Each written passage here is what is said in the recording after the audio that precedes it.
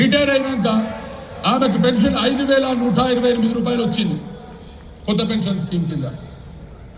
మనకి ఈ మధ్య ఒక గొప్ప వరం కూడా ప్రకటించారు. ఏం వరం అంటే ఈహెచ్ఎస్. చెప్పండి పట్టండి, ఈహెచ్ఎస్. దాని కింద 15%, 1.5% కట్టన్నారు. 64,000 బేసిక్ లో 1.5 ఎంత? 1,000 రూపాయలు. అంటే మా అక్కకు వచ్చే 5,128లో 5,128లో 1,000 రూపాయలు ఈహెచ్ఎస్ కట్. అంటే ఎంత మిగిలింది చెప్పండి? ఎన్ని నెలల కొరకు అది?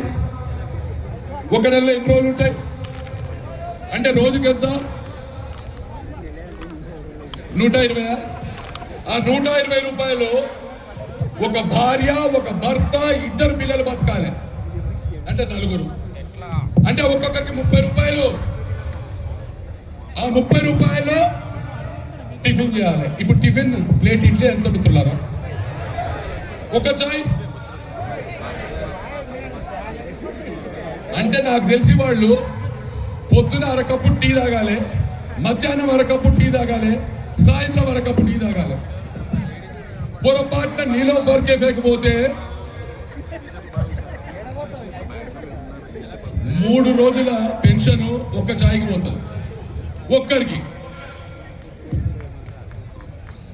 నేను సీతక్కని అడిగింది అదే, 5,000 ఎట్లా బతకాలి? నిజంగా చెప్పండి, ఎట్లా బతకాలి? మనం నవ్వుతున్నాం, గ్యాలీలో ఉన్నాం, రమ్మంటే రామ్. ఒక ఆయన అంటాడు మా సంఘ బాధ్యుడు తిడతాడు, వాళ్ళు చేస్తున్నారు కదా. అరే ఆ సంఘ బోర్డు ఉన్నందుకే వచ్చిందిరా అయ్యా 2004లో. మనం ఏ సంఘానికి నేను వ్యతిరేకి కాదు. నేనే చెప్పిన అన్ని సంఘాల్లో ఉండండి, అన్ని సంఘాలను అడగండి అని. మిగిలిన వాటిలో ఆగితే ఆగండి. అరే మన కడుపు కొరకు